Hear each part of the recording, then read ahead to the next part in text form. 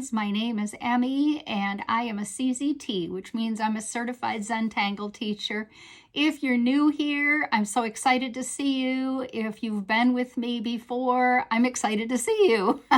We're going to have fun no matter what. We take our time and we're drawing new patterns using Zentangle strokes, which are basic strokes. Today we're working on a Zentangle pattern called Hearty Wyfore. I've grabbed all my supplies. I have plenty of treats for the month set out ahead of me. You may have seen in the credits where I have something like this that I'm going to fill out every day with you.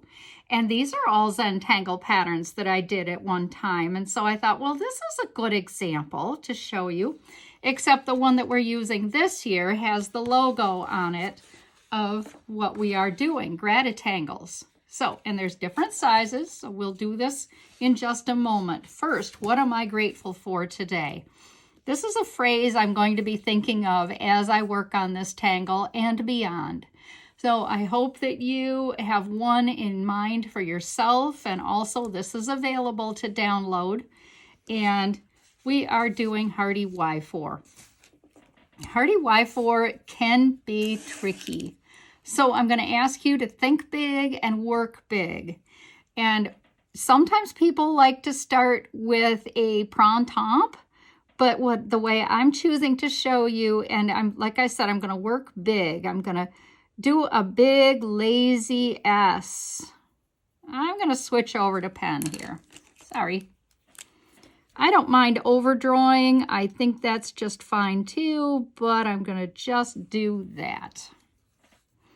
I'm going to do another one. I'm going to come back about here in the middle of the S, the bottom curve, and I'm going to come up and around and down. Come up, around, and meet in the middle.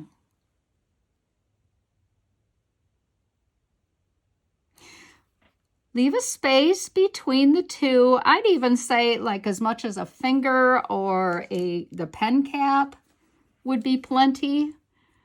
And I'm going to try to replicate knowing that my work is never going to be the same twice because I am not the same twice. So knowing this and giving myself comfort and some grace here. I'm going to do the same thing. I'm going to come back to where the S starts to turn. I'm going to come up, back, and meet in the middle again. You can see how you could go on and on and on with this. It doesn't have to be just one level. You can go 3 or 4 or more. Let's finish this off. So I'm going to take this S, the top of it, I'm coming down and kind of it's kind of an oblong shape like that. I'm going to do the same thing over here. Around, an oblong shape, and down. I'm going to do that down here as well. I'm going to use this part of my S to bring my curve around and straight down. Let's do it again. Up, around, and straight down. Now I realize, and I'm here to say that you're probably going to want to practice more than once. I certainly have, because this is a pattern I don't get to use very often. But if you're following along with me and doing these very fun cards like I am, then you might decide, see, I've got this huge stack already. And this is from Inktober and other places you see that I have done along the way. And I'm just going to color code them, like red for borders and maybe blue for flowers. And maybe I'll have a different color for hearts. Anyway, I'm still thinking that part through. Okay, let's finish up. So the way to finish this up is I'm going to connect from the top to the top. And I could go straight across, but I'm going to make a little bit of an indent there, just a little one. And the next thing I want to do, I'm going to look where the top of this is here, right here. Put a little dot there and then connect over. I'm going to come down here to where that end of this one is and take a dot across. Now, if you've worked big, you can see this, and if you've worked small, it's harder to spot. But practice, practice, right? Okay, from the top of here, across. From the top, or the end of the line, across. Do you see the scroll? Okay, I'm going to do this again. It's easier because this is even bigger than that. From the top of this, straight across. And from the end of that, straight across. How cool is this now? From the top here, across. From here, across. Now, where do I want to shade? There are lots of choices, but I definitely, myself, I believe I would shade down here. Oops, I forgot one part. I'm so sorry. This connects down here. And then I really think it's kind of cool to put a little bit of cutting that line off there, a little thickening in that spot. Do you have to? No.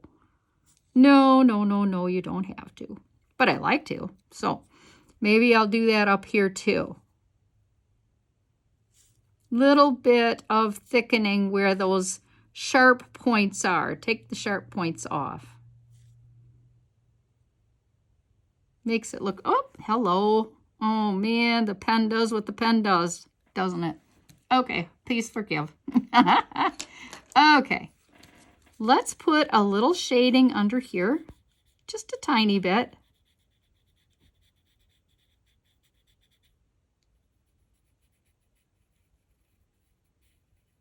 And let's put a little shading under here. If you'd like a little bit of shading in this bottom area of this orb, and a little bit in the bottom of this one too.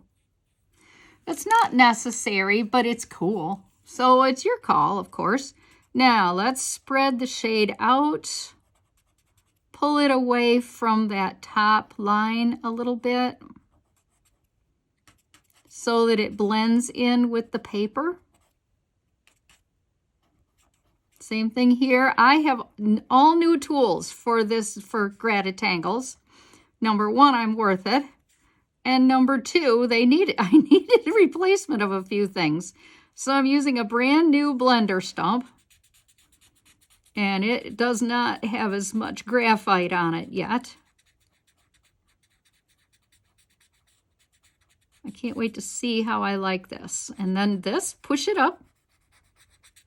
Push that graphite until it disappears into the white paper.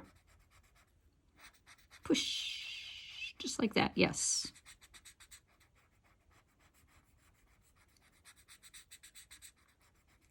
Anytime you feel like you have too much, if you have your mono with you, you can just push in here a little bit and regain the white that you originally had. Like, for instance, I think that's a little too much there.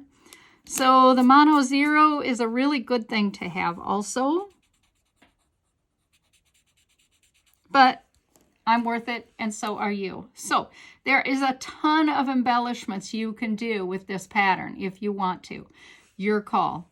But let's, for the time being, just get going on putting this in one of our circles. And I think I'm going to do a large one for this. So remember, we're making a lazy S. A lazy S.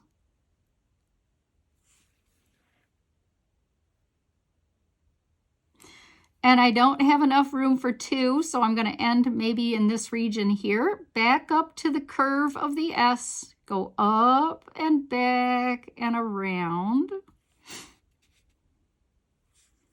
And then over to this side with that about a spacing of about a pen width. And I'm replicating this. I'm going out. Actually, I'm mirroring it, right? And back. And then the curve of the S. Come up, curve, and back in. What a sweetheart. Yeah. Okay. finishing off the top of the S, coming around, and remember this has to be a little bit more oblong, not exactly round. Let's do the other side too. Around, oblong, up and down. The beauty of Zentangle is nobody looks at one little stroke and says, ooh, that's not perfect. Well, they'd be right, huh? It's not perfect. Okay. Right here where I have the end, I'm going to make my curve around and in. Do that again, curve around and in. And now let's do the tying off. I'm going to come over here from the top of this one to the top of this one. And then from the inside of the top of the S, cut it off here and cut it off here.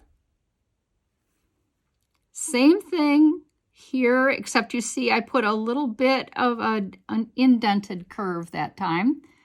Instead of just straight across, it makes the scrolling look different, don't you think? And let's do it here and here. Straight across here, and then connect this one here. This time I will remember from the bottom here to here. Take a little bit of those corners off. The thickening is just kind of an embellishment, but I do think it helps it look a little more finished. Especially if you're not like me and you control your pen a little more. It's so funny. Okay, look at what happened there. I didn't even realize it. Okay. Alrighty then. So, a little bit of shading. Pencil here, pencil here. A little more shading here. So always I would encourage you to look at other people's work and see how they choose to do these patterns too. There's a lot of different ways, and that's what makes the world go round. But I am awfully glad you're here, and I do appreciate it very much.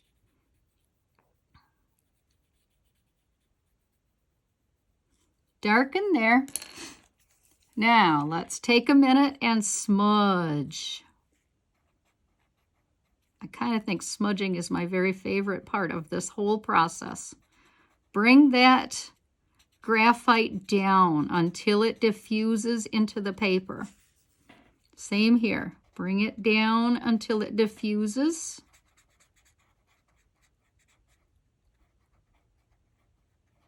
You see I'm kind of using a half a smile method of pushing my shade around. The graphite is no longer a pencil. It is something that gives so much shape to what we're working on. It's just the wow, isn't it? That's in the paper there. I didn't realize that. Must have been on my printer. I'm taking this right around. Do you notice that? But I'm in pretty good shape with my mono 0 here. So I think that line is that better? And this one too. Just seems a little thick. Okay, well, thank you for working with me. It was lovely to be here with you today for day 2 of our Gratitangles. Thank you so much. I'll see you tomorrow. Bye.